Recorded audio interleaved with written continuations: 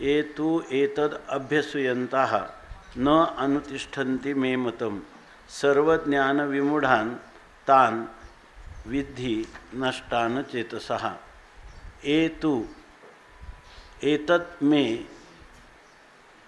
मतम् अभ्यसूयन्तः न अनुतिष्ठन्ति ये मे मतं सर्वज्ञानविमूढाः तान् विद्धि नष्टान् अचेतसः। तू ए परंतु जे लोक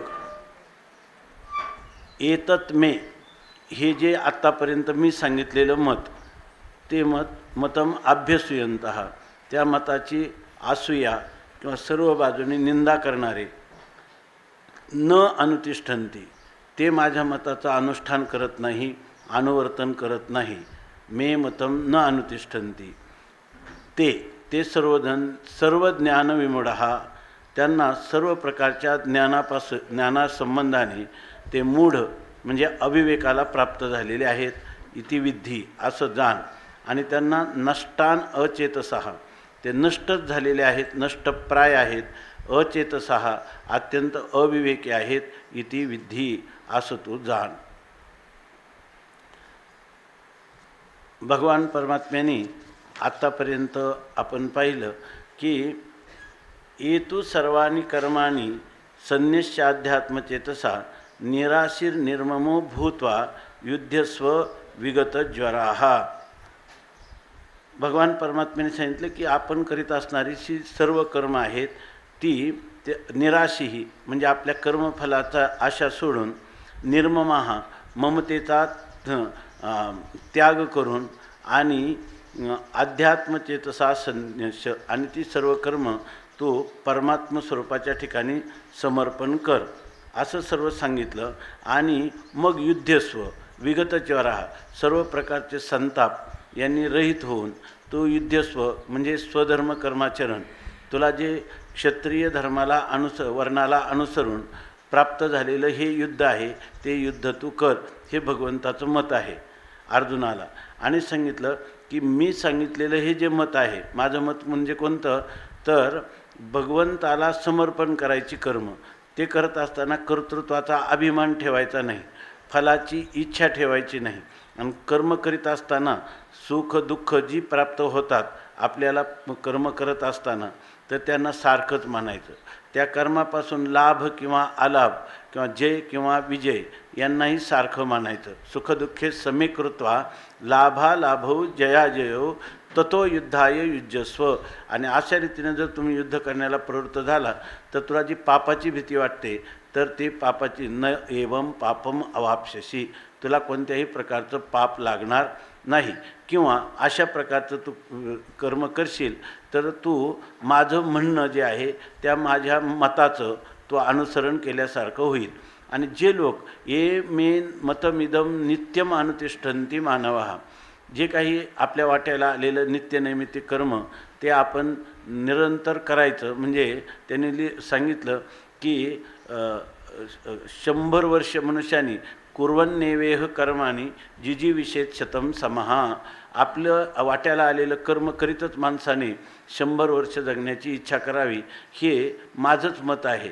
आणि जे मानवः जी माणसं याचं अनुतिष्ठन्ति अनुष्ठान करतात आचरण करतात तर ते करताना ती ही वेदाची आज्ञा आहे भगवंताची आज्ञा आहे असं म्हणून अत्यंत त्या वचनावर श्रद्धा ठेवतात आणि पुन्हा अनसूयन्तः ह्या मताची कोणी कधीही निंदा करत नाहीत, त्याच्यावर श्रद्धा ठेवतात। आणि असे जे पुरुष आहे त्यांनी जरी कर्म केलं तरी त्या कर्मानं ते मुच्यते तेपि कर्मभी तेही या कर्मातून सर्वच्या सर्व मुक्त होतात। परंतु जे अभ्यसूयन्तः जे माझं मत आहे त्या मताची असूया करतात, द्वेष करतात, हे मत काही चांगलं नाही।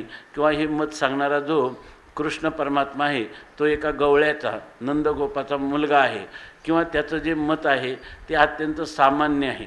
कारण हे कर्माविषयी असणारं मत आहे ते काय उपासना ज्ञान कर्म याच्यामध्ये हे जे मत आहे एक कर्माचं मत आहे. आम्ही ज्ञानाचे साधक आहोत, आम्ही उपासक आहोत, आम्हाला याची उपयोगिता नाही असं म्हणून भगवंताचं जे मत आहे त्या मताचं जे अनुसरण करत नाही.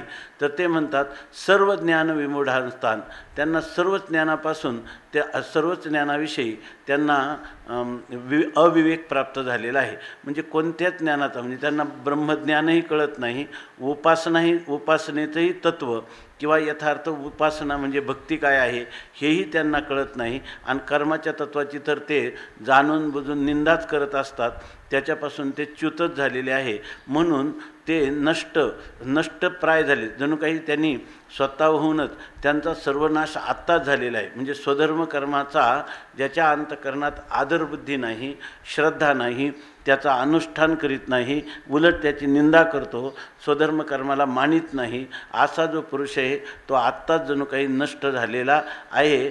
आणि अचेतसहा म्हणजे त्याला कोणत्याही प्रकारचं त्याला काय चित्त राहिलं नाही असं नाही, तरी त्याला अचेतस म्हणतात.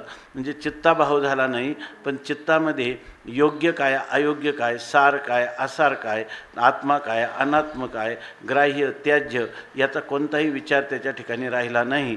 तो मूढ भावाला प्राप्त झाल्याशिवाय राहणार नाही. भगवंतानी काय हा शाप दिला नाही, परंतु हे मानवजातीला स्वधर्माचं महत्त्व कळावं आणि तिकडं त्यांची प्रवृत्ती व्हावी. किंबहुना अधिक लोक या कर्ममार्गाचेच अधिकारी असल्यामुळं अंतःकरणात अनंत जन्माच्या संस्काराने विषयासक्ती दृढ मूल झालेली असल्यामुळं त्यांना त्याच्यातून सुटण्याचा उपाय म्हणजे त्या ठिकाणी कर्मयोग आहे, निष्काम कर्मयोग आहे, त्याचं अनुष्ठान करावं. म्हणून भगवान या ठिकाणी क्रोधाने बोलतात, शापाने बोलतात असं नाही. इति काकू ही काय आहे, त्यांच्या हृदयातली दया जी आहे. तर भगवान हे सद्गदित कंठाने म्हणतात की ते नष्टान अचेतसहा अशा प्रकारचे विधी असं तू समज असं सांगतात. आता याविषयी भगवान संत सम्राट माऊली सांगतात की ना तरी प्रकृतिमंत होऊनी, जे इंद्रिया लळा देऊनी, जे हे माझे मत अभेरुनी ओसंडिती. माझं मत काय आहे, हे अनुपरोध मत माझा अनुपरोध म्हणजे अत्यंत स्पष्ट किंवा अबाधित निश्चित असं माझं मत आहे की जी ही परमादरे स्वीकारीजे. जे लोक मोठा त्या माझ्या मताचा म्हणजे निष्काम कर्मयोगाचं आचरणाविषयी मी सांगितलेलं माझं जे मत आहे त्याचा परमादरे स्वीकारीजे, मोठा आदर करून त्याचा अंगीकार करतात. आणि नुसता आदरपूर्वक देव सांगतो ते सत्य असं नाही, श्रद्धापूर्वक अनुष्ठीजे धनुर्धरा, अत्यंत श्रद्धापूर्वक ह्या माझ्या स्वधर्माचरण रूप धर्माचं काय करतात, अनुष्ठान करतात. असे जे पुरुष असले तरी बाह्य कर्म करत असताना ते सकळ कर्मी वर्ततो, ते सगळ्या प्रकारची कर्म त्यांच्याकडून घडत असले तरीसुद्धा जानपा कर्मरहितो, ते कर्मरहितच आहेत असं तू जाण. म्हणजे हे कर्म करीत असताना देखील त्यांना त्या कर्माचा लेप लागत नाही, ते कर्म त्यांना बंधनाला कारण होत नाही. म्हणून हे निश्चितो करणीय गा, म्हणून हे जे कर्म आहे ते निश्चित करणीय म्हणजे करण्याला योग्य आहे, अनुष्ठान करण्याला योग्य आहे असं सांगितलं. आणि मग म्हणतात ना तरी प्रकृती म्हणतो होनी, इंद्रिया लळा देऊनी, जे हे माझे मत अभेरुनी ओसंडिती. ना तरी म्हणजे अथवा काही लोक जे आहेत ते प्रकृतिमंत होणे, ते प्रकृतीनं युक्त होतात. प्रकृतीमधनं युक्त होतात म्हणजे काय, तीन गुणांची जी साम्यावस्था जी प्रकृती, त्या प्रकृतीने युक्त होतात. म्हणजे त्या प्रकृतीचं कार्य असणारं जे शरीर हेही प्रकृतीचं कार्य आहे, त्या प्रकृतीच्या कार्याविषयी तादात्म्य भ्रांती धारण करतात. प्रकृतीचं कार्य आहे शरीर, प्रकृतिमान होतात म्हणजे शरीर हे प्रकृतीचं कार्य आहे, पण ते शरीर मी आहे किंवा ते शरीर माझं आहे असं म्हणणं हेच प्रकृतिमान होणं. प्रकृतीनं युक्त होतात म्हणजे ते देहाला मी असं म्हणतात. आणि इंद्रिया लळा देऊनी, आणि इंद्रियांना फारच लळा देतात म्हणजे लाड देतात किंवा त्याचं कोड कौतुक करतात. म्हणजे इंद्रियाला एखाद्या विषयाचा भोग घेण्याची इच्छा झाली की किंवा मनाला इंद्रियाद्वारा विषयाचा भोग घेण्याची इच्छा झाली की त्याप्रमाणे ते ती इंद्रिय विषयांकडं प्रवृत्त करतात, यालाच म्हणतात. आता निर्वाहापुरते अन्नाच्छादन आश्रमाशी स्थान कोपी गोहा, या ठिकाणी कोठेही चित्ताशी नसावे बंधन, हृदयी नारायण आठवावा. तर भगवंताच्यासाठी आपल्याला एक शेरा अन्ना चाड एरवावगी बडबड, त्याच्यासाठी त्याला अन्न वस्त्र निवारा हे शरीराला पुरवले पाहिजे. कारण शरीर माध्यम खलू धर्मसाधनम, आपल्याला धर्माचं अनुष्ठान करता यावं हे शरीराच्याच द्वारा होईल. तेव्हा त्या शरीराला खानपान किंवा त्याला आश्रय निवारा इतका प्रयत्न करावा. पण त्याचं ज्याला आपण म्हणतो फाजील कौतुक, त्याला जास्त लाड देणं, ह्या ज्या गोष्टी आहेत तर ते इंद्रिया लळा देऊनी. जे हे माझे मत आवेरुणी ओसंडिते, त्यांना सांगितलं ना स्वधर्मा कर्मचरण करा, हे भगवान परमात्म्याने गीतेत साक्षात सांगितलेलं आहे. ह्या माझे मत अवेरुणी, ते माझ्या ह्या मताचा अवेर करतात, त्याग करतात, माझ्या मताची हेटाळणी करतात आणि ओसंडिती आणि त्याचा त्यागही करतात, म्हणजे त्या कर्माचं आचरण करत नाही. हे तर कृष्ण परमात्म्याने गीतेत सांगितलेलं मत आहे. ते काही समाजधारणेला किंवा जीवाच्या कल्याणाला मंगलाला ते उपयोगाचं नाही असं म्हणून ओसंडिती त्या कर्माचा परित्याग करतात. जे सामान्यत्वे लेखिती अवज्ञा करुणी देखिती, का हा अर्थवादू म्हणती वाचाळपणे. हे बोलणं जे आहे ना ते काय करतात, सामान्यत्वे लेखिती, ते म्हणतात हे सामान्य आहे अशी त्याची गणना करतात. हा एक विचार आलेला आहे गीतेमध्ये एवढंच, पण हा विचार किती महत्त्वाचा आहे आणि जीवाला कर्मबंधनातून मुक्त करण्यासाठी अगोदर ह्या कर्माचं अनुष्ठान करणं किती महत्त्वाचं आहे या गोष्टीचा ते विचार करत नाही. उलट ते ही गोष्ट देवाने सांगितली सामान्य विचार आहे. म्हणजे कर्म जे आहे ना, कर्म हे सामान्य प्राथमिक आहे, चित्तशुद्धीचं साधन म्हणून सांगितलेलं आहे असं म्हणतात. खरं अंतःकरणात असते विषयासक्ती, आणि जर स्वधर्म कर्माचरण करायचं म्हटलं तर त्या ठिकाणी इंद्रियांचा संयम करावा लागतो. यांना इंद्रिय सैराट सोडायचे असतात, म्हणून ते हे मत सामान्य आहे असे म्हणतात. आतमध्ये विषयासक्ती आहे. आणि अवज्ञा करुणी देखिती, काही ठिकाणी हेळस्थिती असा पाठ आहे. तर अवज्ञा करुणी देखिती याची काय म्हणतात, ह्या मताचा जर अभेर केला आणि ह्या कर्माचा परित्याग केला तर काय फार होत नाही. त्या मताची अवज्ञा करतात, हेळसांड करतात, त्याच्याविषयी दुर्लक्ष करतात आणि पाहतात, किंवा दुर्लक्ष करून त्याची हेळना करतात, हेळस्थिती असा पाठ घेतला तर. किंवा अवज्ञा करुणी देखिती, याचं काय होणार आहे, आमचं काय बिघडणार आहे, आम्ही हे कर्म नाही केलं तर अवज्ञा केल्याने काय होणार आहे, म्हणजे अवज्ञा करुणी देखिती. आणि का अथवा काही लोक काय म्हणतात, हा अर्थवादू म्हणती वाचाळपणे. आणि हा काय आहे, केवळ अर्थवाद आहे, पुष्पिता किंवा रोचक अशी कर्माचं महत्त्व वर्णन करण्यासाठी फक्त ह्या अशा प्रकारचा भगवंतानी हे विधान केलेलं आहे. याच्या वाचून याच्यामध्ये काही नाही. हा अर्थवाद आहे, म्हणजे स्तुती किंवा निंदापरक शास्त्राचे वाक्य असतात. एखादी निषिद्ध गोष्ट करू नये म्हणून त्याची निंदा केलेली असते, किंवा ही गोष्ट आग्रहाने करावी म्हणून त्याची स्तुती केलेली असते. याच्या पलीकडे स्तुती किंवा निंदापरक जे वचन असतं त्याला अर्थवाद असं म्हणतात. किंवा अतिशयोक्ती किंवा पुष्पितावाणी, किंवा आपल्याला त्या कर्मामध्ये प्रवृत्ती व्हावी म्हणून त्या ठिकाणी आपल्याला अधिक रोचना आवड उत्पन्न करावी एवढ्यासाठी हे मतं दिलेली आहेत असं म्हणतात. हा अर्थवादू म्हणते. वाचाळपणे म्हणजे ही लोक कशी आहेत, वाचाळ म्हणजे व्यर्थ बडबड करणारी लोक आहेत, प्रत्यक्ष त्यांच्या अनुभूतीला काही आलेलं नाही. या ठिकाणी असे हे लोक आहेत. ते लोक काय झालं तर ते मोहमदिरा भुलले, विषय विखे घारले, अज्ञान पंखी बुडाले, निभ्रांत मानी. मग असे लोक असले तर त्यांची काय हानी आहे का, त्यांची फारच मोठी हानी होते हे भगवान या ठिकाणी सांगतात. मोहमदिरा भुलले, जसा एखादा मनुष्य मदिरा किंवा मद्यप्राशन केल्यानंतर जसा मदोन्मत्त होतो किंवा त्याला भुरळ पडते, त्याप्रमाणे यांना कोणती मदिरा आहे तर मोहरूपी मदिरा.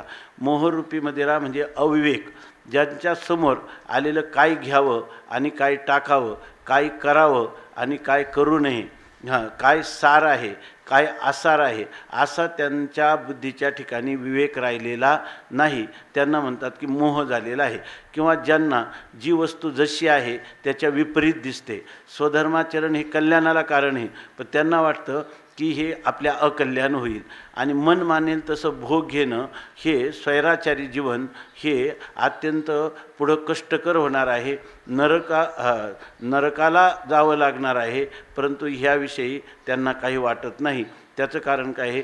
ते मोहरूपी मदिरा त्यांनी प्राशन केल्यामुळं ते भुललेले आहेत, त्यांना भुरळ पडलेले आहे. सत्याचं ज्ञान त्यांना राहिलेलं नाही किंवा सत्यासत्याचा विवेक विचार त्याचं कसं पृथक्करण करावं हे त्यांना कळत नाही. आणि पुन्हा विषय विखे घारले. आणि ते कशामध्ये ते घारले म्हणजे ते व्यापून गेलेले, घेरलेले आहेत. कशाने? तर त्यांना परिणाम झाला विषयरूपी विष त्यांनी घेतलेला आहे आणि त्याचा ते घेरले आहेत म्हणजे त्यांच्यावर परिणाम झालेला आहे. काय आहे की हे जे विष आहे ते विष एकदाच विष जे आहे ते विष मनुष्याने प्राशन केलं तर त्या मनुष्याला ते एकदाच मारतं. पण हे जे शब्द स्पर्श रूप रस गंध हे जे पंचविषय आहेत ते पंचविषय जर वेदविहित रीतीनं त्यांचा भोग घेतला नाही, मन मानेल तसा त्या विषयांचा भोग घेण्याचा प्रयत्न केला तर ते विषय रूप विष त्याला पावलोपावली दुःख देत राहतं. हेच त्याला म्हणायचं की हे विषयरूपी विष आहे ते त्याला पदोपदी मारित असतं. आणि त्या विषयाने हे घेरलेले आहेत, व्याप्त झालेले आहेत. आणि इतकंच नाही तर अज्ञान पंखी बुडाले. आणि ते अज्ञानरूपी पंख म्हणजे चिखल, त्या चिखलामध्ये ते बुडून गेलेले आहेत. आता चिखलामध्ये बुडालेला मनुष्य त्याची जशी दुर्दशा होते तसं हे अज्ञानरूपी चिखल या ठिकाणी सांगितलेलं आहे. म्हणजे जे जे पुरुष स्वधर्म कर्माचरण करत नाही तितके ते अज्ञानात रुतत जातात, तितके ते विषयाचं विष सेवन करतात आणि मोहरूपी मदिरेने ते भुलतात असं सांगितलं. देखे शवाच्या हाती दिले जैसे का रत्न वाया गेले ना तरी जात्यंधा पाहले प्रमाण नोहे. आता तुम्ही म्हणाल मग असे जे लोक आहेत तुका म्हणे ऐसे आहेत गा हरी याही तारी जीवाशी. बऱ्याच लोकांना इथं असं दिसतं बघा तुम्ही की असे जे जीव आहेत आपल्याला वाटतं की तुकाराम महाराजांची भूमिका आहे की बुडते हे जन न देखवे डोळा आणि येतो कळवळा म्हणून या. अशा प्रकारचे जे लोक आहेत तर त्यांचाही उद्धार झाला पाहिजे म्हणून साधूंचं अंतकरण तळमळतं. परंतु जे साधू आपण एक चिंतन करतो सध्या की हा अधिकार कोणाला आहे? फक्त जे तुकाराम महाराजांसारखे अधिकारी कोटीतले महात्मे आहेत, म्हणजे जे अवतार म्हणून ईश्वराचे अवतार आहेत आणि ईश्वराच्या इच्छेने जगाचा उद्धार करण्यासाठी आले ते हे कार्य करू शकतात. पण कधीकधी सामान्य जीव जेव्हा त्यांच्या उद्धाराचा प्रयत्न करतो तेव्हा त्यांचा उद्धार तर होत नाही, याचा वेळेचा शक्तीचा अपव्यय होतो आणि त्यांचे संस्कार याच्या अंतकरणावर दृढ होताना दिसतात. म्हणून आपल्या सामान्य पुरुषाने म्हणजे थोडक्यात म्हणायचं झालं तर युंजान योग्याने किंवा साधकाने, युंजान योगी असो किंवा साधक असो, बोला याचा विचार तर याच्यामध्ये त्याने हे करावं की न करावं असा जर विचार आला तर माऊली या ठिकाणी सांगतात अज्ञानपंकी बुडाले निभ्रांत मानी. निसंशय हे अज्ञानरूपी चिखलात बुडालेले आहेत. मग यांना जर काही उपदेश करायचा तर त्यांना उपदेश ते म्हणतात देखे शवाच्या हाती दिले जैसे रत्नका वाया गेले ना तरी जात्यंधा पाहले प्रमाण नोहे. यांना उपदेश करणं म्हणजे काय? या ठिकाणी त्यांना उपदेश करणं म्हणजे शवाच्या हाती रत्न दिलेले जैसे का वाया गेले. एखादं प्रेत आहे आणि त्या प्रेताच्या हातात जर तुम्ही रत्न दिलं, अमूल्य रत्न, त्या प्रेताला काही कळेल का याची किंमत काय आहे? ते कळणार नाही. ना तरी किंवा अथवा जात्यंधा पाहले प्रमाण नव्हे. किती उजाडलं तरी जो जन्मजात आंधळा मनुष्य आहे त्याला ते काही प्रमाण आहे का? म्हणजे त्याची काय उपयोगिता आहे का? कारण त्याला काय जन्मतात कधीच त्याला दिसत नसतं. तर तुमचं किती उजाडलं तरी त्या डोळस माणसाला जसा उपयोग आहे तसा जन्मांध माणसाला कधीच उपयोग होत नाही. अजून उदाहरण देतात माऊली का चंद्राचा उदयो जैसा उपयोगा न वचे वायसा मूर्खा विवेको हा तैसा रुचेल ना. ते म्हणतात चंद्राचा जैसा उदयो, जैसा चंद्राचा उदयो म्हणजे ज्याप्रमाणे चंद्र उगवला तर वायसा उपयोगा नवचे. कावळा जो असतो त्या कावळ्याचं काय होतं, चंद्रोदय होण्याच्या अगोदरच त्याचे डोळे फुटतात, म्हणजे त्याच वेळेला त्याला दिसायचं बंद होतं. आणि मग जरी किती चंद्राचा उदय झाला आणि त्याचं टपोरं चांदणं पडलं तरीसुद्धा त्या कावळ्याला काय उपयोग आहे का? ते काय दयाचे डोळे असं ती फुटते, ज्या चंद्रोदया आरवते. चंद्रोदय होण्यापूर्वीच ज्याचे डोळे फुटलेले आहेत त्या कावळ्याला काही दिसणार आहे का चंद्रोदय झाला म्हणजे? काहीच नाही. तसा मूर्खा विवेक वहा तैसा रुचेल ना. तसा ह्या मूर्ख मनुष्याला, मूढ म्हणजे शास्त्राविषयी अनभिज्ञ असणारा, शास्त्राविषयी ईश्वराविषयी द्वेष असणारा, वेदाविषयी द्वेष असणारा अशा पुरुषाला हा जर तुम्ही उपदेश केला की तस्मात् शास्त्रम प्रमाणन्ते स्वे स्वे कर्मण्य अभिरतः कर्मण्येव अधिकारस्ते, असं तुम्ही त्याला कितीही कर्माचं महत्त्व सांगितलं तरी त्या मूर्खाला हा विवेक म्हणजे हा विचार रुचेल ना, त्याला हा विचार आवडणार नाही. तैसे जे पार्था विमुख या परमार्था. मग तुम्ही म्हणाल त्याला आवडत नाही, तरी पण आम्ही पुन्हा पुन्हा सांगू.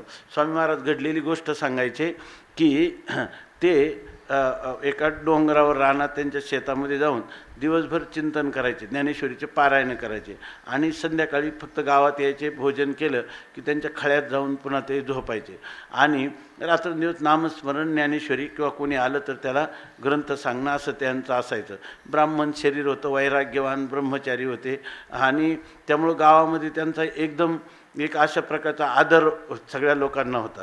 म्हणजे ते जर रस्त्याने आले तर दुसरे लोक जे आहेत ते आपोआप बाजूला, कोणी मान खालून, स्त्रिया वगैरे त्यांच्या मर्यादेमध्ये म्हणजे मर्यादाशील राहून त्या गावामध्ये एक आदर्श पुरुष त्यांना समजायचे. ते एक दिवस येताना त्यांच्या गावामध्ये हे दारू निर्माण करण्याचं मोठे धंदे करणारे भिल्ल होते, काही लोक होते. तर त्यांनी तिकडून येताना संध्याकाळी रस्त्यावरून आले का ते काय करायचे, आपापल्या शेतामध्ये ते जिथं त्यांचा धंदा चालू असेल तिथं शांत बसून राहायचे रस्त्याच्या बाजूला. तेव्हा स्वामी महाराजांना हे समजल्यावर त्यांना वाटायचं की हे बंद करायला पाहिजे, परंतु ती लोक काहीच त्यांना करायचे नाही, फक्त आपले गुपचूप दूर जाऊन बसायचे. मग त्यांना एक दिवस वाटलं की यांना हा धंदा बंद करायला लावायचा. त्यांनी जाऊन त्यांना सांगितलं की तुम्ही हे चांगलं करत नाही, याच्यामुळं लोकांचा संसार सगळा उद्ध्वस्त होतो, तर तुम्ही हे करू नका. त्यांनी सांगितलं हे आमचं उपजीविकेचं साधन आहे, आम्ही हे बंद करू शकत नाही. मग त्यांनी स्वामी महाराजांनी त्यांना तिथं जाऊन बऱ्याच वेळा सांगितलं. मग एक दिवस स्वामी महाराजांनी सांगितलं उद्यापासून जर तुम्ही इथं दिसले तर खबरदार म्हणे, असं त्यांना सांगितलं. दुसऱ्या दिवशी ते रस्त्यावर होतेच.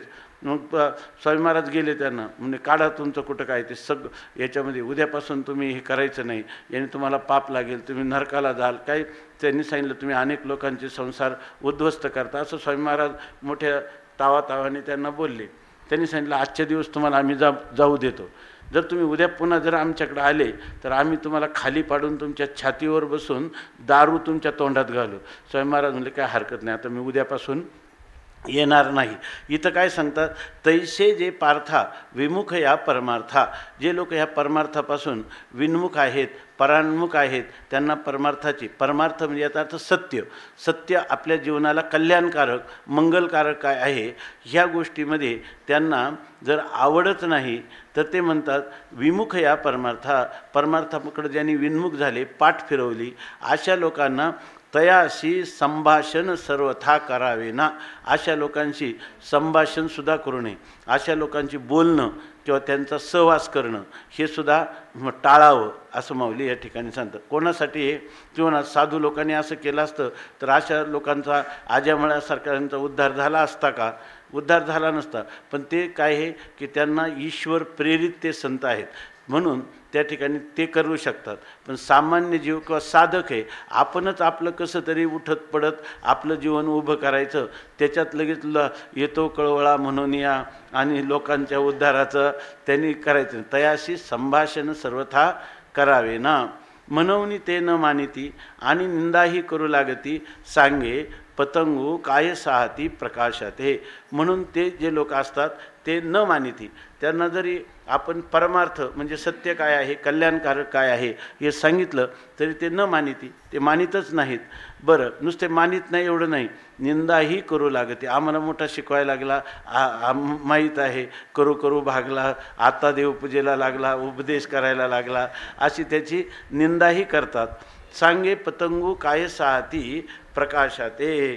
तर पतंग जे आहे तो पतंग जो किडा जो दिव्याचा प्रकाश पाहिल्यावर त्याला त्या पतंगाला त्या दिव्याचा प्रकाश सहन होत नाही. आता दुसरं एक उदाहरण आहे की त्याला प्रकाशाचं इतकं आकर्षण आहे की तो त्याच्याकडं उडी घालतो आणि त्याच्या पायी आपला जीव गमावतो. परंतु असं होतं की तो जेव्हा जातो त्यावेळेला त्या ठिकाणी काय करतो, तो स्वतः मरून जातो आणि लोकांनाही अंधारात ठेवतो, दिवा मालवतो, ऐकी नाही.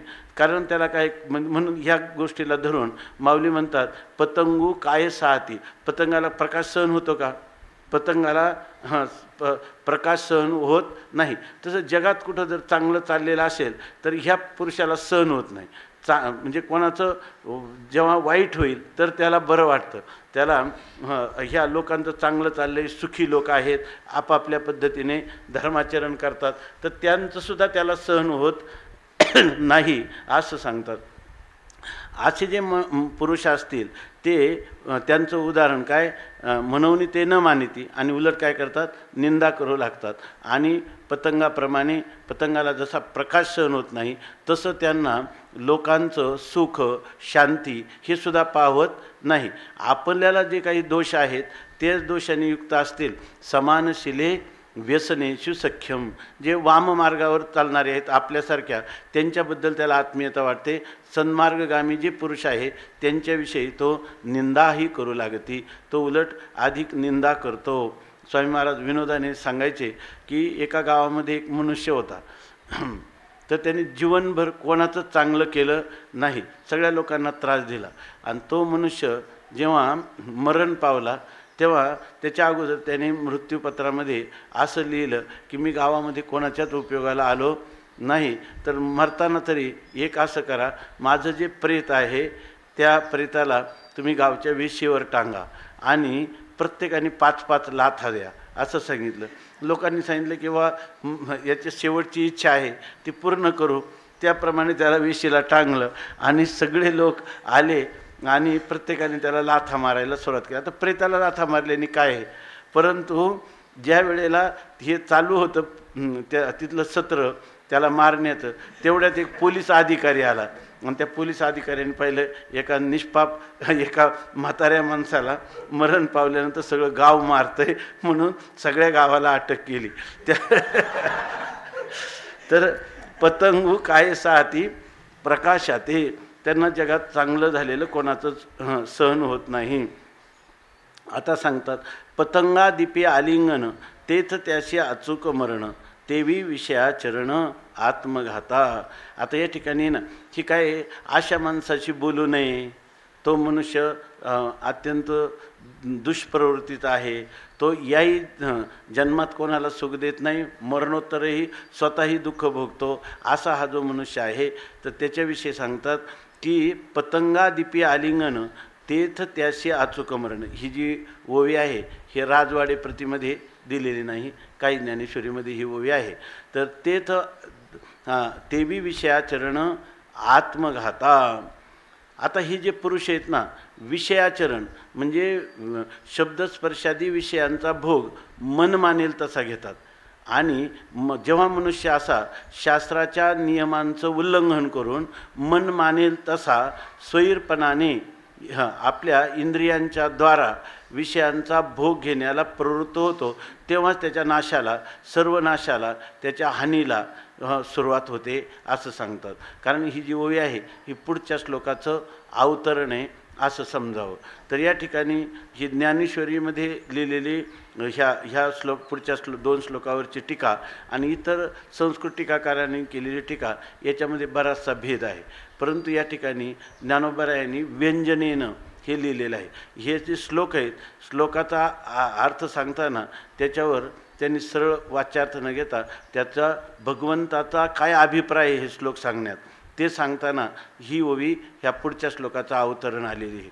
ते सांगतात की पतंगा दिपी आलिंगन.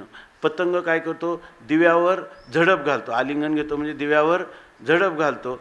ज्या वेळेला झडप घालतो तेच त्याशी अचूक मरण, त्याच वेळेला तो मरणाला सामोरा गेलेला आहे. पतंगाने दिव्यावर उडी घालणं म्हणजेच पतंगाने मृत्यूला स्वीकारणं, मृत्यूचा अंगीकार करण्यासाठीच समजायचं त्यांनी दिव्यावर उडी घातली. तेवी विषयाचरण आत्मघाता. हे जशी गोष्ट आहे तसा एखादा मनुष्य, इथं विषयाचरण म्हणजे काय आहे? जे पामर लोक आहेत त्या पामर लोकांनी, विषयी मनुष्य नाही इथं ना, विषयी नाही इथं, मुमुक्षू नाही, मुक्त नाही. हा जो मनुष्य शास्त्राची अवज्ञा करून तस्मात शास्त्रम प्रमाणन्ते, शास्त्र प्रमाण आहे कोणतं कार्य करावं आणि करू नये, शास्त्र म्हणेल ते सांडावे आणि राज्य ही तृण मानावे, घे म्हणतल्या न म्हणावे विषयी विरुद्ध. अशा प्रकारचं ज्या पुरुषाला काहीच वाटत नाही, शास्त्राची अवज्ञा उल्लंघन, त्याच्या आज्ञेचं अतिक्रमण करण्याला त्याला काहीच वाटत नाही, असा जो पुरुष आहे त्या पुरुषाचं म्हणतात का विषयाचरण. विषयाचरण म्हणजे विषयांमध्ये हिंडणं. ही विषयामध्ये हिंडणं म्हणजे शास्त्राचा अंकुश, विधीचा अंकुश न मानता त्या ठिकाणी आपल्याला वाटेल त्याप्रमाणे विषयात प्रवृत्त होणं, हे म्हणजे आत्मघाता. समजायचं की त्याने आपला स्वतःचा नाश करण्याला तो प्रवृत्त झालेला आहे. आजकाल जे जीव सुखासाठी सगळे तळमळतात आणि विषयाच्या ठिकाणी सुखाचा शोध घेतात तर ते सगळे जीव दुःखी होत नाही. जे जीव विषयाचं सुख तुम्ही घ्या परंतु शास्त्राच्या आज्ञेप्रमाणे घ्या, त्या शास्त्राच्या आज्ञेप्रमाणे जे आपल्या मनात असणारे विषयाचे भोग, पण शास्त्राने जिथं मना केलं ते करणार नाही. आणि शास्त्राने जी आज्ञा केलेली आहे त्या आज्ञेनुसार जर त्या विषयांचा भोग घेतला तर त्या पुरुषाला दुःख पदरात पडत नाही. परंतु सर्व लोक, जे लोक शास्त्राज्ञ, आता सगळे जे दुःख आहेत ती सगळी केवळ शास्त्राज्ञेची किंवा शास्त्र मर्यादेचं उल्लंघनामुळं प्राप्त होतात. म्हणून हा पुरुष जो आहे तेवी विषयाचरण, तो मन मानेल तसं विषयाचा भोग घेण्याला प्रवृत्त झाला, त्या पुरुषाला समजायचं का त्याचा आत्मघात त्याने आपला करण्याला सुरुवात केलेली आहे किंवा त्याचा आत्मघात झालाच म्हणून समजा, असं एवढं ज्ञानेश्वर महाराज या संबंधाने सांगतात. पामर पुरुष आहे ना, ज्याला विधी निषेधाची तमा नाही ना आणि तो विषय भोगाकडे प्रवृत्त झाला की समजायचं का त्यांनी आत्तापासूनच आपला आत्मघात तो करणार आहे. आता हे सांगितल्यानंतर पुढचा श्लोक आहे, त्या श्लोकाचं आपण चिंतन पाहिलं तर ते चिंतन असं आहे, सदृशं चेष्टते सस्या प्रकृतिर्ज्ञानवानपि प्रकृतिं यान्ति भूतानि निग्रह किं करिष्यति. सदृशं चेष्टते स्वस्या प्रकृतिर्ज्ञानवानपि प्रकृतिं यान्ति भूतानि निग्रह किं करिष्यति. सदृशं चेष्टते स्वस्या प्रकृतिर्ज्ञानवानपि प्रकृतिं यान्ति भूतानि निग्रह किं करिष्यति. हे श्लोक आहे ना महत्त्वाचे. आपले हे दिव्यानंद स्वामी आले होते ना, आपलं विद्यानंद स्वामी, तर ते होतं ना विद्यानंद स्वामी, तर ते नेहमी म्हणायचे की आता मला फक्त ज्ञानेश्वरीचा एवढा श्लोक सांगा. कोणता? शेवटचा कोणता आहे? एवं बुद्धे परम बुद्ध्वा संस्तभ्यात्मानमात्मना इति जयी शत्रुं महाबाहो कामरूपम दुरासदम. तर ते म्हणायचे की एवढा श्लोकावर माऊलीने काय लिहिलं ते सांगा. कारण त्यांचं असं होतं हे जे ह्या श्लोकातलं जे इतिगुह्यतमम जे रहस्य आहे ते फक्त कोणी सांगितलं आहे? भगवत पूज्यपादांनीच सांगितलेलं आहे. ते म्हणे आजपर्यंत कोणी सांगितलेलं नाही. आणि जेव्हा ह्या श्लोकाचा ते म्हणे अनुवाद करून सांगा, तर त्यावेळेला ते सांगितल्यानंतर तेव्हा त्यांना ते म्हणायला लागले की माऊली आणि शंकराचार्य एकच आहेत असं ते म्हणले, आणि धन्य हे माऊली असं ते म्हटले. कारण ह्या प्रकरणाचा अर्थ जो अभिप्रेत अर्थ आहे तो अर्थ माऊलीने या ठिकाणी सांगितला. ह्या श्लोकाचं किती चिंतन केलं तर उलट ह्या श्लोकातून जरी केवळ ह्या पदं जी आहेत त्या पदांप्रमाणे पाहिलं तर आपली त्याला काय म्हणतो इन्फॉर्मेशन टेक्नॉलॉजी होईल. म्हणजे नुसती माहिती डोक्यामध्ये भरली एवढा त्याचा अर्थ होईल. आपल्या जीवनासाठी त्याचं प्रात्यक्षिकात ती कशी उपयोगाची आहे हे आपल्या लक्षात येणार नाही. म्हणून माऊलीने तसा अर्थ दिला आहे. आणि त्याच्यासाठी ही आतावर जी चिंतन केलं ती ओवी त्याला अवतरण म्हणून दिलेली आहे. तर माऊली आपलं भगवान सांगतात आता सदृशम चेष्टते स्वस्याः प्रकृते हे ज्ञानवान अपि प्रकृतीम यांती भूतानी निग्रह किम करिष्यती.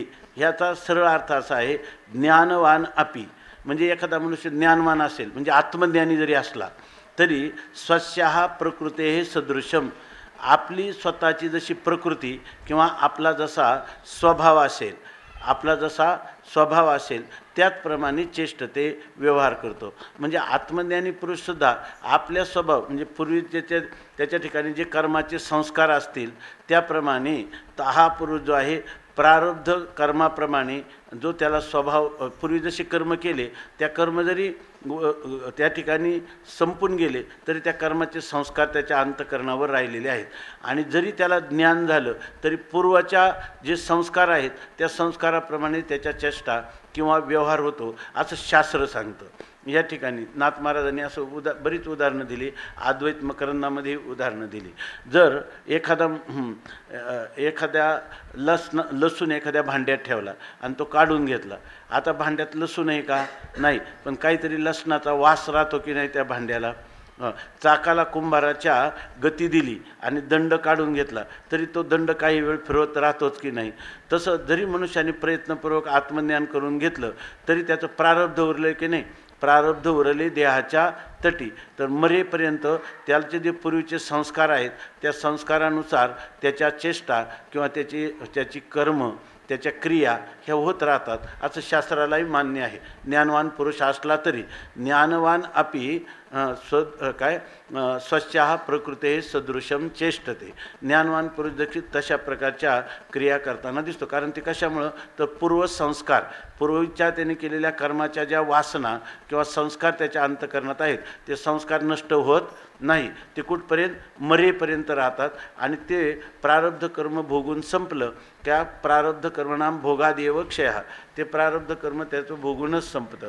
किंबहुना त्याला तो कधी कधी काही प्रयत्न करताना क्रिया करताना दिसतो. याचं कारण काय तर त्या जीवाला सुखदुःखाचा भोग व्हावा म्हणून त्याचं प्रारब्ध कर्म हे आतूनच प्रयत्नाच्या रूपाने जुळवाजुळव करीत असतो. स्वामी महाराज सांगायच्या अशा रीतीनं मनुष्याला कोणीही असला ज्ञानवान पुरुष त्याला कर्म भोगावं लागतं. जसं त्यांनी सांगितलं हत्ती आहे, हत्तीनं कवट खाल्लं आणि नंतर त्याच्या विष्ठेतून ते बाहेर पडतं. त्यावेळेला असं सुद्धा वाटतं की आता ह्या कवट जे आहे जणू काय ताजं झाडाचं पडलेले पण फोडून पाहिलं तर आतमध्ये कोणताच गर मात्र नसतो. त्याप्रमाणे ज्ञानवान पुरुष आहे तो कर्म करताना आपल्याला दिसतो. आणि ते कर्म कसा करतो तर स्वस्याः प्रकृते हे सदृशम आपला जो स्वभाव असेल प्रकृती असेल अंतःकरणाच्या प्रारब्धानुसार असणारे जे संस्कार असतील ते सगळे त्याच्या ठिकाणी क्रिया करताना दिसतात. प्रकृतीम यांती भूतानी आणि सगळी भूतानी म्हणजे सगळे प्राणी आहे ना ते प्रकृतीम यांती ते शेवटी आपल्या स्वभावावरच जातात. आणि निग्रह किम करिष्यती त्याच्यामध्ये जर कोणी आपण स्वतः किंवा अगदी दुसऱ्यांनी जरी त्याचं नियमन करायचा प्रयत्न केला तरीसुद्धा काही लोक म्हणतात दुसऱ्यांनी पण भरपूर राजाधिका राजा काय करतो प्रजेला किंवा गुन्हेगाराला शासन करतो. परंतु ही जी प्रकृती असते त्या प्रकृतीला दुसराही निग्रहित करू शकत नाही आणि आपणसुद्धा निग्रह करू शकत नाही. कारण प्रारब्ध कर्म ज्या कर्माच्या फलभोगाला आरंभ झालेला आहे त्या कर्माचा नाश करणं कोणाच्याही हातात नाही. म्हणून अज्ञानी पुरुषसुद्धा आपल्या स्वभावानुसार कर्म करतात. अज्ञानवानसुद्धा आपल्या प्रमाणे कर्म करतात. मग पुढं काय म्हणतात निग्रह किम करिष्यती. त्या ठिकाणी आपला स्वतःचा किंवा दुसऱ्याचा जरी किती निग्रह करण्याचा प्रयत्न केला त्याचा काय उपयोग होणार आहे. किम करिष्यती काय करणार आहे याचा अर्थ ते आपल्या हातात नाही असा अर्थ झाला की नाही. बरोबर ना. म्हणजे सगळी माणसं काय आहेत, सगळी माणसं आपापल्या प्रकृतीचे बांधिलकी त्यांना आहे. त्यामुळं प्रकृतीचे परतंत्र झालेले आहेत. कोण झालेले? ज्ञानवान ज्ञानवान पुरुष प्रकृतीचे परतंत्र झाले, तर अज्ञानी पुरुष परतंत्र झाले. हे कैमुत्तिक न्यायाने वेगळं सांगायला नको, असा या श्लोकाचा सरळ अर्थ आहे इथं आलेला हा श्लोक. त्याच्यासाठी आपल्या वेदांत शास्त्रामध्ये जीवनमुक्ती विवेकामध्ये श्लोक दिलेत की कृष्णो भोगी, कृष्ण परमात्मा ज्ञानी आहे का नाही, परंतु कृष्ण परमात्मा या ठिकाणी रासक्रीडादी भोग घेताना दिसतो की नाही. कृष्णो भोगी, शुकच त्यागी, आणि शुकमुनी सर्वांचा त्याग करून गेले की नाही. वडिलांनी हाक मारली तरी मागं पाहिलं नाही, मेरू पर्वतावर निघून गेले आणि तिथं हजारो वर्ष काष्टा समाधी त्यांनी लावली. तर शुकच त्यागी, शुकमुनीने त्याग केला आणि कृष्णाने भोग घेतले. राजनेव जनक राघव, आणि जनक हे राजा होता की नाही, रामचंद्र राजा होते की नाही. जनक राजनेव जनक वशिष्ठ कर्म करताच, आणि वशिष्ठ मुनी कर्म करत होते की नाही. एक त्या ठिकाणी उपाध्यायाचं काम दशरथाच्या राज्यामध्ये ते करत होते. अशा प्रकारची स्थिती आहे. बरं, याच्यामध्ये ज्ञानी कोण? सर्वै ते ज्ञानीना हा समा, सगळेच याच्यामधले हे ज्ञानी. नारद काय करतो? कळ लावण्याचं काम करतो. दुर्वास क्रोध करतात, पण ज्ञानामध्ये भेद आहे का त्यांच्या? याचा अर्थ मग ते का करतात? तर त्यांचा तसा काय आहे? स्वभाव आहे, प्रकृती आहे. काय कळी लावी जे त्यांनी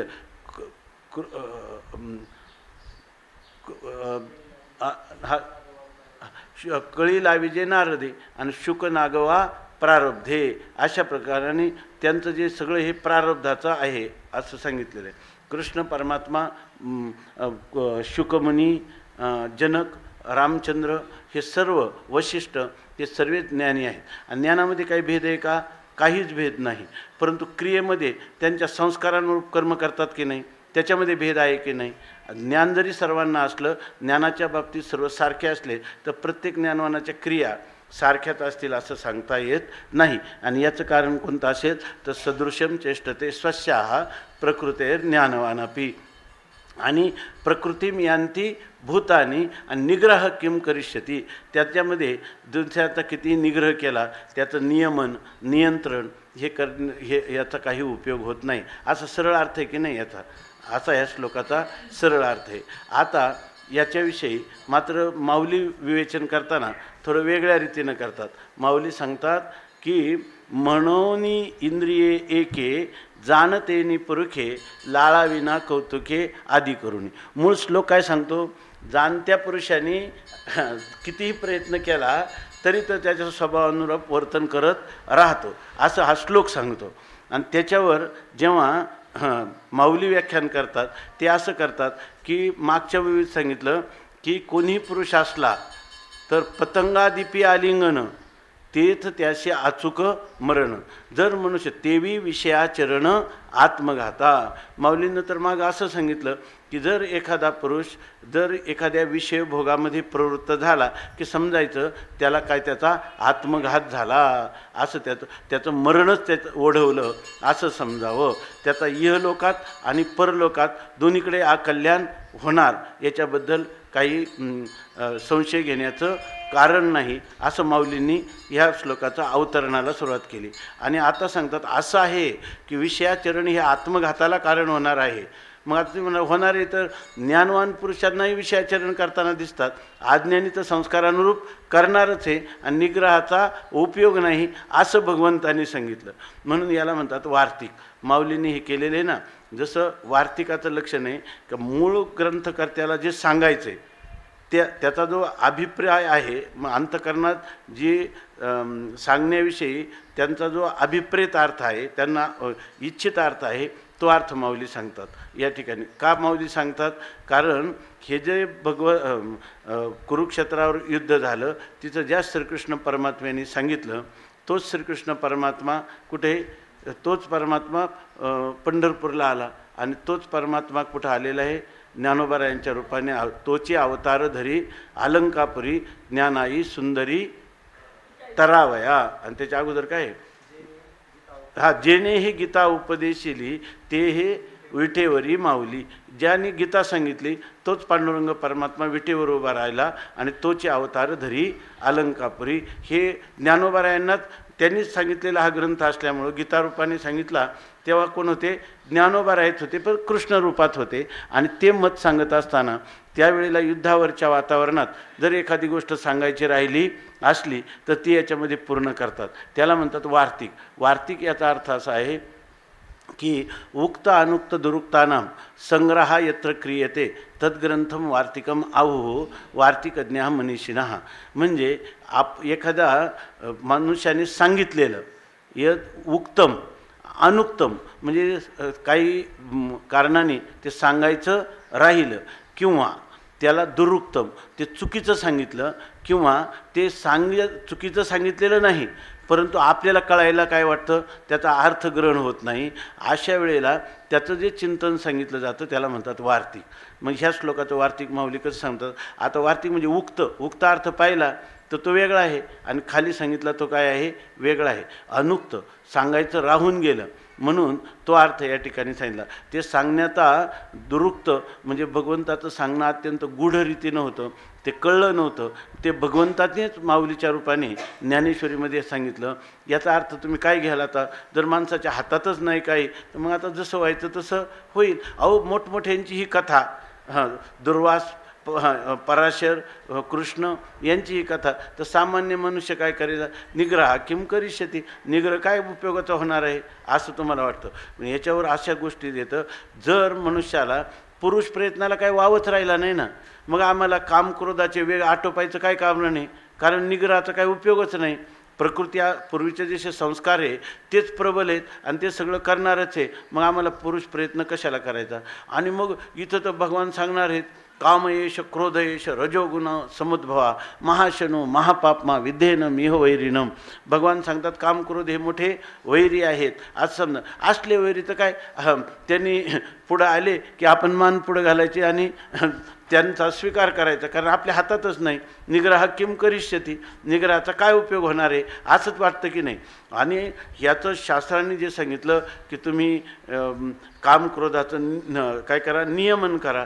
पण याच्यात काय आहे ते रामचंद्र प्रभू म्हणतात की हे काम जानामी ते मूलम. कामा तुझं मूळ काय ते मला जाणतो. काय संकल्पात केलं जायचे तो संकल्पापासून निर्माण होतो. मग रामप्रभू म्हणतात मी पुरुषार्थ करीन. काय पुरुषार्थ करीन? आता ते न संकल्प विष्यामी. मी इथून पुढं तुला कधीच तुझा संकल्प करणार नाही. ये न तोम न भविष्यशी. त्यामुळे तुझा माझ्यावर काहीच प्रभाव होणार नाही. खरंच सांगा बरं, ह्या श्लोकाप्रमाणे पाहिल्यावर रामाच्या तरी हातात आहे का की संकल्प न करणं आणि काम उत्पन्न होऊ न देणं हे रामाच्या तरी हातात आहे का? नाही. असा अर्थ होतो की नाही जर आपण ह्या श्लोकाचं चिंतन केलं. पण हे काही तात्पर्य नाही. शास्त्राने जे सांगितले त्याला नाही तर शास्त्राला व्यर्थत्व येईल. शास्त्रालाही व्यर्थत्व नाही आणि पुरुष प्रयत्नालाही वाव आहे हे सांगणारा अर्थ ह्याच श्लोकावर माऊली या ठिकाणी सांगतात. किंवा ही अशी स्थिती आहे म्हणून इंद्रिये एके जाणतेनी पुरुखे लाळाविना कौतुके आदी करून. म्हणजे काय, एकतर माणसाला पूर्वसंस्कारानुरूपच काय होत असतात, त्या वासनानुरूपच क्रिया करण्याची इच्छा होते. परंतु जर तिथं नियमनच केलं नाही तर तो मनुष्य अधोगतीला जाईल की नाही. आणि अधोगतीला काय त्याच्या काय हातात नाही. हातात आहे पूर्वीच्या ज्या वासना आहेत त्या आपल्या विचारसागरात गेले ना, वासनांकुर जो आहे बरोबर ना, त्याच्याविषयी आपण काही करू शकत नाही का. वासनांकुराला काय करू शकतो आपण? निरोध. पण प्रारब्धाने जो भोगाचा अंकुर आहे बरोबर ना, तो काय आपण टाळू शकत नाही. परंतु तिच्या काय अंतकरणात निर्माण होणाऱ्या वासना पूर्वसंस्कारानुरूप त्याच्या विरुद्ध प्रवाहाने जर आपण त्याचं नियमन केलं तर त्या कमी होऊ शकतात. किंवा ज्या अशुभ वासना आहेत त्या जर आपण प्रयत्न केला तर त्या शुभ वासनांमध्ये परिवर्तित करू शकतो मनुष्य. म्हणून पुरुष प्रयत्नालाही वाव आहे. आणि शास्त्राचं जे म्हणणं आहे काम क्रोधाधिकांचा त्याग करा, ते शास्त्रांचं म्हणणंही व्यर्थ नाही आणि पुरुष प्रयत्नाने होऊ शकतं. मनुष्याने जर प्रयत्न केला तर तो मनुष्य कामक्रोधाच्या बंधनातून सुटू शकतो, त्याचं नियमन करू शकतो, हा त्याचा अर्थ आहे. म्हणजे वरचा अर्थ असा आहे की ज्ञानी पुरुषाला जर हे त्रास देतात तर अज्ञानी पुरुषाला किती त्रास देतील. मग अज्ञानी पुरुषांनी काय असंच खितपत राहावं का? तर राहू नये. त्यांनी प्रयत्नाची पराकाष्ठा करावी आणि केली तर तो यांचा पाडाव करू शकतो, असा अर्थ माऊली या ठिकाणी सांगतात. की मनवनी इंद्रिये एके जाणतेनी पुरखे लाळाविना कौतुके आदी करुणी. म्हणून काय आहे, जे लोक विषय पामर आहेत ते तर काय ऐकणार नाहीत, ते तसेच जातील. जे विषयी आहे ना त्या विषयांना काय करतील, शास्त्राचं ऐकतील, परंतु ते काय म्हणतात, शास्त्राने सांगितल्याप्रमाणे विषय भोगातच प्रवृत्त होतील. पण जे पुरुष जाणते आहेत, इथं जाणता म्हणजे काय, ज्ञानेश्वरीमध्ये अजूनही काही ठिकाणी अर्थ येतो. जाणता शब्दाचा अर्थ आत्मज्ञानी पुरुष असा नाही घ्यायचा. जाणता शब्दाचा अर्थ काय घ्यायचा, मुमुक्षु असा अर्थ घ्यायचा. कुठं घेतो आपण, पहिल्या अध्यायामध्ये मनोनी जाणतेने गुरु भजिजे तेने कृतकार्य होईजे. हे काय, जैसे मूळ सिंचने सहजे शाखा पल्लव संतोषती. शांताराम गुरुजींनी यावर प्रवचनामध्ये जाणता म्हणजे मुमुक्षु असा अर्थ केलेला आहे. इथं सुद्धा जो मुमुक्षु आहे, ज्याला मुक्त व्हायचं आहे, ज्याला जन्ममरणाच्या बंधनातून सुटायचं आहे, अशा पुरुषांनी जाणतेनी एके पुरुषे इंद्रिये कौतुके आदी करुनी लाळाविना.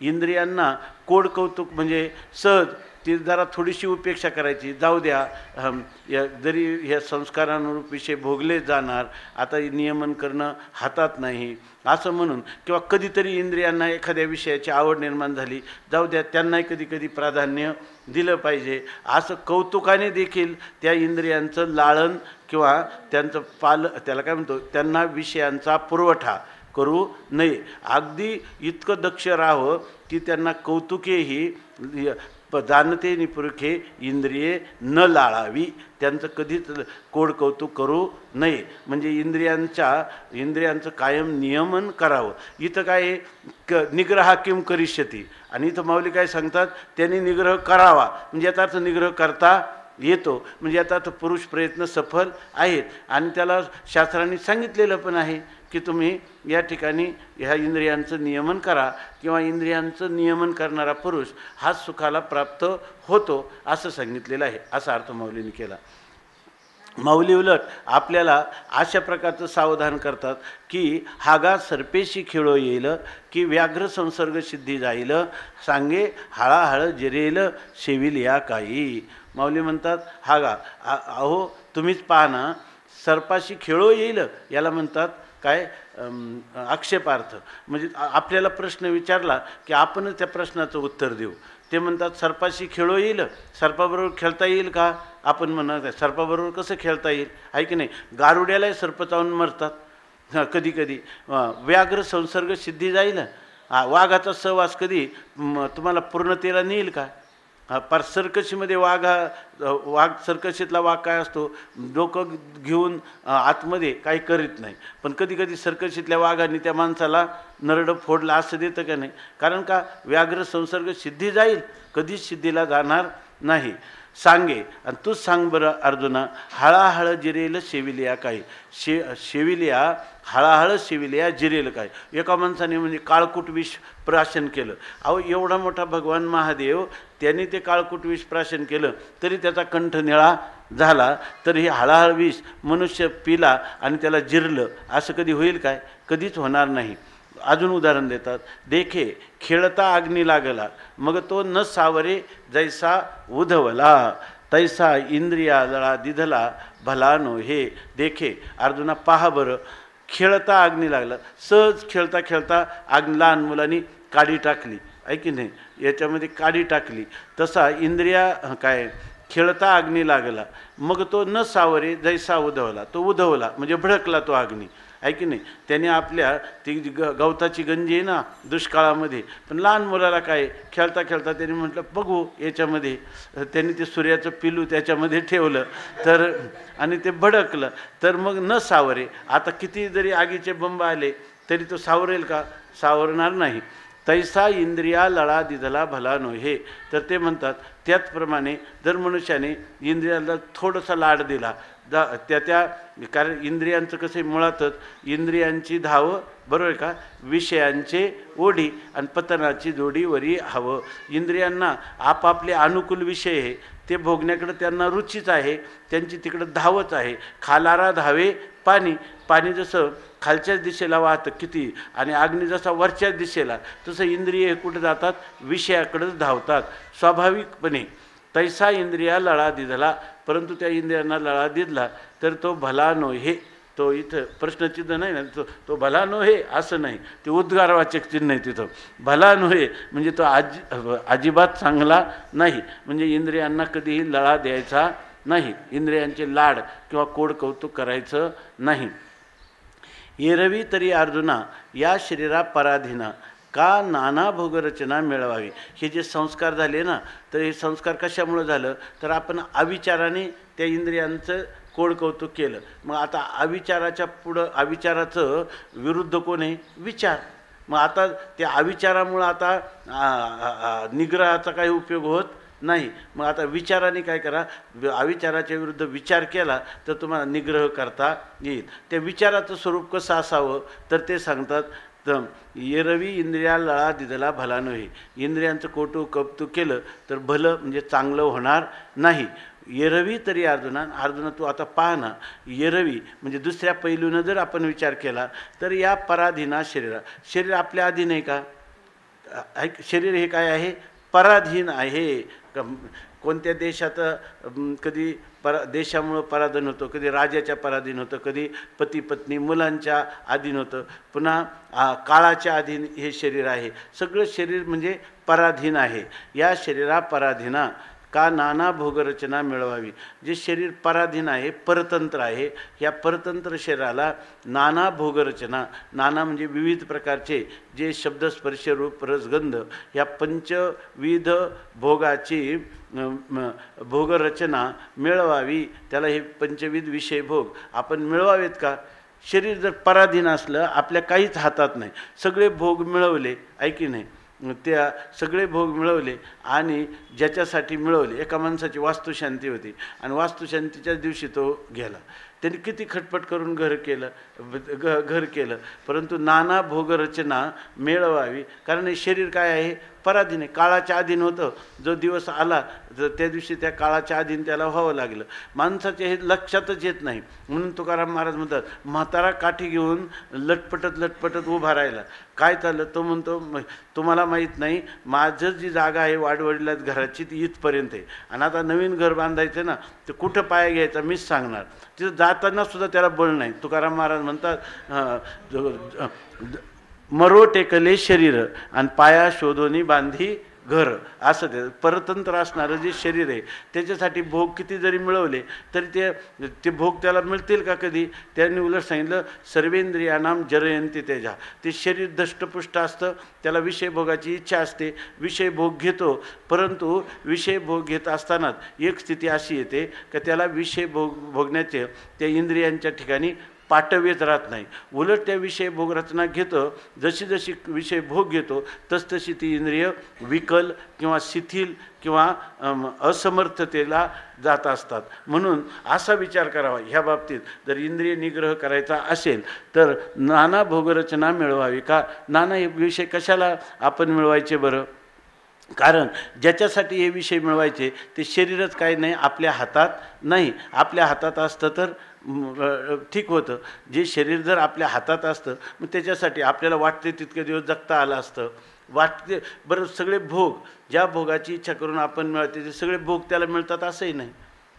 कधीतरी ते भोग तरी त्याला सोडून जातात किंवा हा तरी त्या भोगांना सोडून जातं. आणि ही काय एकदम निश्चित अशी गोष्ट आहे, याच्यामध्ये काही नाही.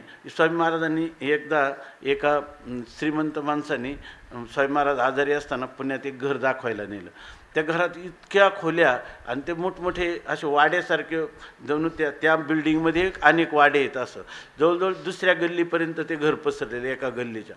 आणि मग ते सगळं दाखवल्यावर त्यांनी स्वामी महाराजांना विचारलं सगळं, तुम्हाला कसं वाटलं. एक तर स्वामी महाराज आजारी होते, तरी पण त्यांच्या आग्रहाने ते घर पाहिलं आणि नंतर त्यांनी विचारलं तुम्हाला काय वाटलं मग घराकडं. मग स्वामी महाराज म्हणणे मला एक नक्की वाटलं की या ठिकाणी त्यांनी सांगितलं, त्यांची प्रेमातली व्यक्ती होती, ते म्हटले की हे जे घर आहे ना, हे घर तरी तुम्हाला एखाद दिवस सोडून जाणार, नाही तर तुम्ही तरी घराला सोडून जाणार, हे एक मला वाटलं म्हणे, असं त्यांनी सांगितलं. म्हणजे दुसरं एक काय आहे, ह्या घरामुळं तुमच्या जीवनात आता नक्की दुःखात थोडंसं अधिक वाढलं असं मला वाटतं. कारण आता हे घर पूर्वी हे घर पडलं असतं, काही झालं तर कोणात तुम्हाला काही सुख दुःख नव्हतं. पण आता एखाद्या भाडेकरूनी जर ह्या भिंतीमध्ये एखादा खळा ठोकला तर तुमच्या छातीत ठोकल्यासारखा तुम्हाला वाटेल, ते थोडं दुःख वाढलं असं मला वाटतं म्हणले. तर एरवी तरी अर्जुना या शरीरा पराधीना का नाना भोगरचना मिळवावी, आपण सायासे करुणी बहुतये सकळही समृद्धी जाते, उदो असतो या देहाते प्रतिपाळावे का. हा देह इतका कृतज्ञ आहे, ऐकी नाही, हा देह याची स्थिती काय होणार आहे, तर हे आगी माझी पडे तरी भस्म होऊन निवडे, झाले श्वानावर पडे तरी ते विष्ठा, या चुके दोही काजा तरी होय कृमीचा पुंजा, हा परिणाम कपिध्वजा कश्मळुगा. शरीराची स्थिती हीच होते ना काहीतरी, एकतर आगीमध्ये भस्म होतं, कोले कुत्रे खातात, याच्यामध्ये किंवा किडे पडतात, याच्या पलीकडे त्याच्यामध्ये काय होणार आहे. आणि अशा शरीरासाठी आपण सायासे करून बहुते खूप मोठे प्रयत्न करून समृद्धी जाते सकळही अनेक प्रकारची समृद्धी संपत्ती मिळवायची, आणि ती संपत्ती मिळून पालन कोणाच करायचं, उदो असतो रात्रंदिवस या देहाते प्रतिपाळावे का, ह्याच देहाचं काय करायचं, पालन करायचं, रात्रंदिवस याचंच अंजन भंजन करायचं.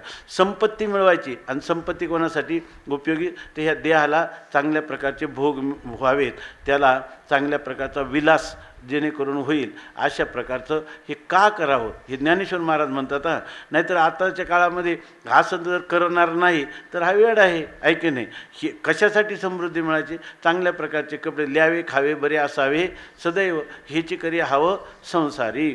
उदो असतो रात्रंदिवस या देहाते प्रतिपाळावे का, या देहाचं प्रतिपालन करायचे का, अर्थात करायचं नाही, करूच नये असं सांगतात. सर्वस्वे शिनोनी येथे आर्जवावी संपत्ती जाते, तेने स्वधर्म सांडोनी देहाते पोखावे काही. इथं माऊली कसं सांगतात, हे सुद्धा सगळी व्यंजन आहे, ऐके नाही. इथं सर्वस्वे शिनोनी, धन मिळवायला काय सोपं नाही, धन मिळत अतिशय कष्ट आहे धन मिळवायचं. तर सर्वस्वे शिनोनी येथे सर्व प्रकारे रात्रंदिवस कष्ट करून सीन घेऊन संपत्ती जाते अर्जवावी. इथं काय आहे, तुम्ही म्हणाल काय हे काय माऊलीने कसं काय लिहिलं, ह्या युगात काय हे बरोबर नाही, शिनल्याशिवाय धन मिळत नाही, आहे का नाही. माऊली म्हणजे माऊलींच्या मस्तकातच येत नाही का भ्रष्टाचाराने धन मिळू शकतं किंवा वाम मार्गाने धन मिळवावं, हे त्यांना माहीत पण नाही, याचं आज्ञा नाही माऊलीला, आहे का नाही. म्हणून माऊली म्हणतात सर्वस्वे शिनोनी येथे सर्व प्रकारचा श्रम करून संपत्ती जाते अर्जवावी, ही संपत्ती मिळवावी. पण तुकाराम महाराज ते भाष्य करतात ना, जोडोनिया धन आणि उत्तम व्यवहारे उदास विचारे वेच करी, उत्तमची गती तो एक पावेल, उत्तम भोगील जीवखानी, पर उपकारी नेने परनिंदा, परस्त्रिया सदा बहिणी माया, भूतदया गायी पशूंचे पालन, तानेल्या जीवन वनामाजी, शांतीरूपे नव्हे कोणाचा वाईट, वाढवी महत्त्व वडिलांचे.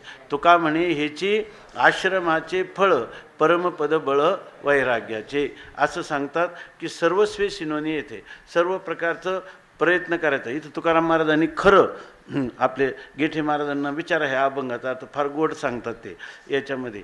तर ते सांगतात की इतकं श्रम करायचं आणि संपत्ती मिळवायची. ती संपत्ती कुठं घालायचं, तेने स्वधर्म सांडूनी, याचा अर्थ खरं त्या धनाने काय केलं पाहिजे, जे देहाच्या जो देह इतका कृतज्ञ आहे, आपल्याशीच कृतज्ञता ठेवीत नाही का यांनी एवढी संपत्ती मिळवली, माझं पालन पोषण केलं, आता कमीत कमी ह्या जीवाला मी सोडता कामा नये किंवा याच्याजवळच राहिलं पाहिजे, एवढंसुद्धा ते धन कधी काय आपल्याला साथ करत नाही. बरं ते मिळवले ते कशाने मिळवले, कष्टाने.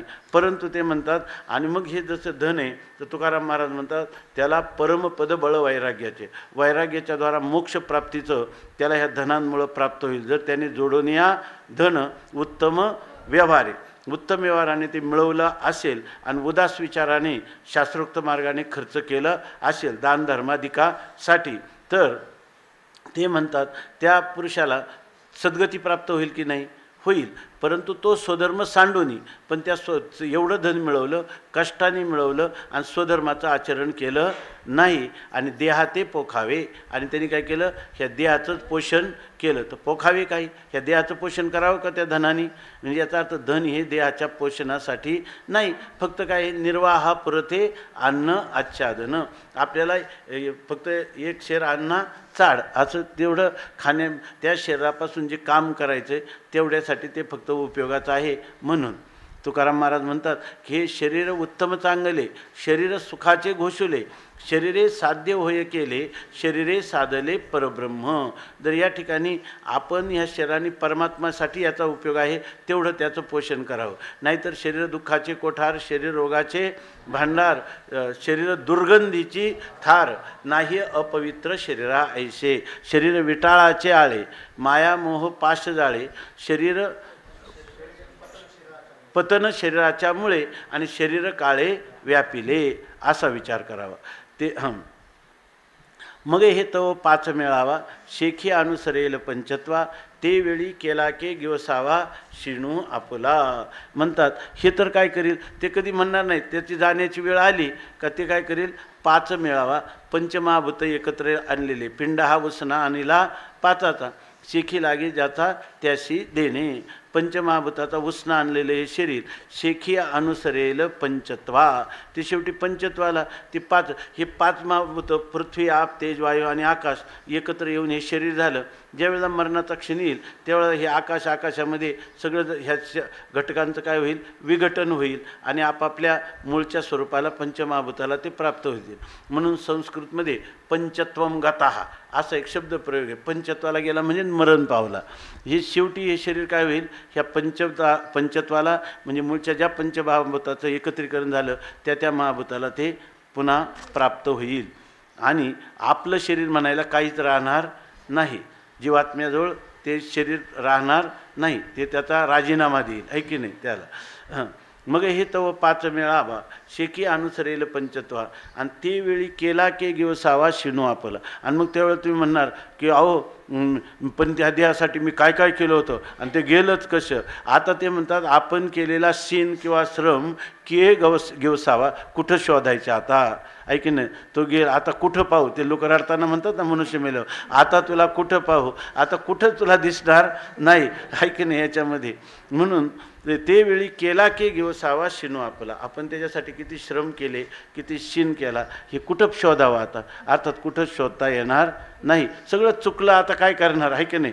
त्याच वेळेला तुला हे कळायला पाहिजे होतं त्या मिळवलेलं धन हे स्वधर्माचरणासाठी करायचं, तर तू त्या देहाचं अंजन भंजन करण्यासाठी खर्च केलं. शिवाय त्याच्यामध्ये किती कष्ट भोगले आणि त्या कष्ट काय झाले? निरर्थक झाले. निरर्थक झाले का अनर्थक झाले? निरर्थकही झाले असते तर बरं झालं असतं. ते अनर्थक झाले. तुला नरकाचं वतनदार त्यांनी करून ठेवलं. म्हणून केवळ देहभरण हे जाणे उघडी नागवन, या लागी येथ अंतःकरण द्यावे ना. म्हणून केवळ देहभरण, म्हणून माणसाने केवळ देहभरण करणं म्हणजे देहाचं पोषण करणं ही उघडी नागवण आहे. म्हणजे उघडी नागवणूक आहे किंवा आपलं स्वतःचं बुडणं आहे किंवा आपली हानी आहे. म्हणजे मनुष्याने आयुष्यभर काय केलं? काय कुटुंब पोशिले, सांग हित केले काय बाप, आयुष्य वेचोनी कुटुंब पोशिले. तुकाराम महाराज आपल्याला विचारतात की मरताना तो आयुष्य वेचलं, कुटुंब पोसलं आणि तुझं स्वतःचं काय हित केलं सांग बरं. तो मनुष्य काय सांगेल? काहीच हित झालं नाही असं. मग काय झालं म्हणेल? केवळ देहभरण केलं. आणि हे केवळ देहभरण ही ते जाणं उघडी नागवणं. तू उलट काय झाला? नागवला म्हणजे आपल्याजवळ जे होतं ते सर्व घालून बसला, असं झालं. आणि मग अशी स्थिती आहे ना. मग माऊली म्हणतात हे एवढं कशासाठी वर्णन केलं? या लागी, या कारणाने ही अशी स्थिती आहे म्हणून येथ अंतःकरण द्यावे ना. म्हणून या ठिकाणी अंतःकरण जे आहे ते कधी देऊ नये. म्हणजे अंतःकरण म्हणजे मन जे आहे. कारण कोणती गोष्ट आहे ना पुढं घडण्याच्या अगोदर मनात येते. आघाते वृत्ती किरीटी, आधी मनवणी चिवठी आणि मग ते वाचादिठी कराशी आहे. अगोदर अंतःकरणवृत्ती इंद्रियांच्या द्वारा बाहेर जात असते. तेव्हा जर अंतःकरणवृत्ती जिथं आली, जिथं तुकाराम महाराज म्हणतात जे जे जेथे उठी, जिथं हा मनाचा संकल्प होतो तिथंच जर तो ठेचून काढला, त्याच वेळेला त्याला जर बहिर्मुख होण्याच्या ऐवजी त्या अंतःकरणाचा अधिष्ठान आत्मा, त्या आत्म्याकडं त्याला जर तुम्ही प्रवृत्त केलं किंवा त्या आत्म्याकडं आत्मस्वरूपाच्या ठिकाणी त्याला त्याची प्रवृत्ती केली तर तुम्हाला बाहेर इंद्रिय ही बाहेर जाणारच नाही. म्हणून येथ अंतःकरण द्यावे ना, विषयांकडं अंतःकरण इंद्रियांच्या द्वारा देऊच नये, हे याचं तात्पर्य. श्लोक आहे की निग्रह किम करिष्यती, निग्रह काय करील. माऊली काय म्हणतात, निग्रहच केला पाहिजे असा त्याचा अर्थ आहे. मग निग्रह केला पाहिजे, होऊ शकतो की नाही, होऊ शकतो. ज्या अर्थी पूर्वसंस्काराने, पूर्व जर आपले वाईट संस्कार होते तमोगुणी रजोगुणी, त्याचे संस्कारामुळे आता आपल्याला रजोगुण तमोगुणाकडे आपली प्रवृत्ती होते. आता जर तुम्ही सत्वगुण वाढवला तर रजोगुण तमोगुण क्षीण करता येईल की नाही, आणि ते तुमच्या हातात आहे की नाही.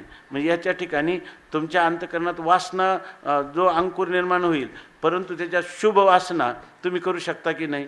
ज्या अशुभ वासनांना शुभ वासनेमध्ये तुम्ही परावर्तित करू शकता. ह्या बाबतीत तुम्ही काय आहे, स्वतंत्र आहे. भोगाच्या बाबतीत पूर्वी केलेल्या कर्माचं जे फल आहे त्या फलभोगाच्या बाबतीत तुम्ही परतंत्र आहे. तुम्हाला जैसे ज्याचे कर्म तैसे फळं देतो ईश्वर. परंतु तुमच्या अंतःकरणामध्ये असणारा जो वासनारूप भाग आहे त्या वासनारूप भागाचा तुम्ही निग्रह करू शकता. आणि म्हणून माऊली म्हणतात, याचा अर्थ शास्त्राला व्यर्थत्व आहे का. शास्त्र जे सांगतं की तुम्ही निग्रह करा, ह्याविषयी मनुष्याला स्वातंत्र्य आहे का नाही, आहे. आणि या निग्रह करू शकतो की नाही, करू पण शकतो. मग पुरुष प्रयत्नाला वाव आहे की नाही असं. म्हणून या श्लोक एवढं, कारण काय, माऊलींना सगळं खरं शास्त्राचं हृदय काय आहे ते ज्ञात आहे आणि ते अनुभूतीनं ज्ञात आहे. म्हणजे शास्त्र, युक्ती आणि अनुभूती या सर्वांच्या द्वारा या श्लोकाकडं पाहून माऊली ह्या श्लोकावर असं चिंतन करतात. मनोनी केवळ देहभरण ते जाणे उघडी नागवन, या लागी येथ अंतःकरण द्यावे ना. येथ म्हणजे या ठिकाणी ज्या अंतःकरणातल्या वासना आहेत त्या वासनानुरूपच अंतःकरण इंद्रियांच्या माध्यमातून विषयाकडं जाऊ देऊ नये असं सांगतात. इंद्रिय तर काय म्हणतात, ते इंद्रियांच्या ठिकाणी रागद्वेष असतातच, पण आपण त्याच्या वशीभूत होऊ नये हे पुढच्या श्लोकात सांगतात. इंद्रियस्येन्द्रियस्यार्थे रागद्वेष व्यवस्थितौ तयोर्नव ह्यस्य परिपन्थिनौ. इंद्रियस्येन्द्रियस्यार्थे रागद्वेष व्यवस्थितौ तयोर्नवशमागच्छेत् तौ ह्यस्य परिपन्थिनौ. इंद्रियस्येन्द्रियस्यार्थे रागद्वेष व्यवस्थितौ तयोर्नवशमागच्छेत् तौ ह्यस्य परिपन्थिनौ. पुंडलीकवरदा हरिविठ्ठल श्री ज्ञानदेव ज्ञानेश्वर महाराज